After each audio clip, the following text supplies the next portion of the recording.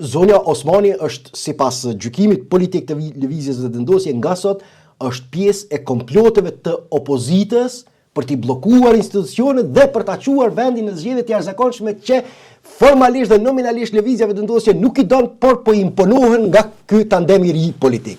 Kjo është tashmë si personi reagimet e qytetarëve mbrëm rrjetet sociale nuk ishin të vogla. Kishte do të përkatësisht i votuesit më shumë që ka këtë përjarje politike të dëgjoj, janë të tronditur nga se kanë pritur këtë divorc politik, për shkak se realisht unë kam thënë edhe në disa emisione, deri më tani lëvizja vendosje nuk ka arritur qartazi ta justifikoj në opinionin publik këtë sakrifikim që po i bën Vjosa Osmanit. Është e kuptueshme intenca e saj që t'i ketë të gjitha pushtetet, kalkulimet që mbase nëse arrin ta fitojnë edhe një betejë që të tjerët janë fajtore, këta viktima mund të rritet edhe më shumë performanca elektorale, mirë po Albin Kurti ka qenë i rezervuar dhe nuk ka zhvilluar betejë publike me Vjosa Osmanin në ato që ky mirëfill janë arsyet pse sot nuk është i gatshëm dhe nuk ka vullnet për ta nominuar Vjosën Osmanin. Këto kanë bën kryesisht me ato tema që i kemi diskutuar sa i përket rivalitetit ndërkombëtar. Për Albin Kurtin, retorika e lëvizjes, dhe fjalimi i zonjës Osmani se i njëjti po bën kazino me politikën e jashtme është një lloj tradhtie shtetërore. Është ashtu tash për mua është temë tjetër sepse edhe unë mendoj në këtë rast përputhet me Vjosën Osmani që sovraniteti dhe kuptimësimi i shtetësisë sonë mund bëhet vetëm në bashkëpunim me partnerët ndërkombëtar. Mirë po, ai izolim sipas lëvizjes vendosje ishte i domosdoshëm që ne ta kuptimsojmë pavarësinë e mirëfillt nëpërmjet shtrirjes së sovranitetit në Sa është i besueshëm dhe një tabulat nëse mund ta them ashtu korrespondence, komunikimi midis zonës Vjosa Osmani dhe zotit Kurti.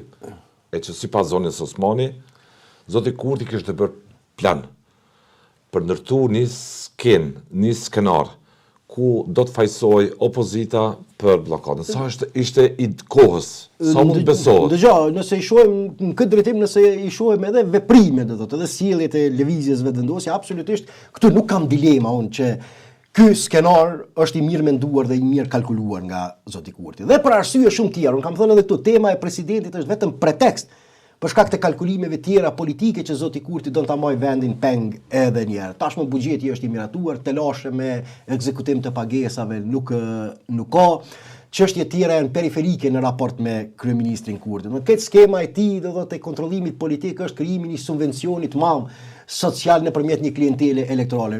Para se të vija këtu në emision po e lexoja një informacion tronditës të tmerrshëm, jo në kuptimin e ndonjë vrasje individuale apo diçka tjetër, por një vrasje afatgjatë shoqërore që po i ndodh në vendi. Në komunën e Ferizajt është shpallur konkursi për mësimdhënës të rinj nga lënda e matematikës dhe fizikës dhe askush nuk ka interesim të konkurrojë në këtë punë. Pse sot tri tonë po e shohin më profitabile moshë të re të bëhen hamall në vendet e perëndimore se sa të investojnë në ndërtimin e kapaciteteve shkencore e dijeve në këtë vend. Dhe ne e dimë retorikën çfarë ka qenë Albin Kurti se po vjen për ta krijuar investimin në shkenca me ekonominë, me prodhimin e me tjera, gjithë retorikë. Dhe çka ka ndodhur është krijuar një skemë e madhe e subvencionit social, e cila përdoret për efekte elektorale dhe asgjë tjetër më shumë.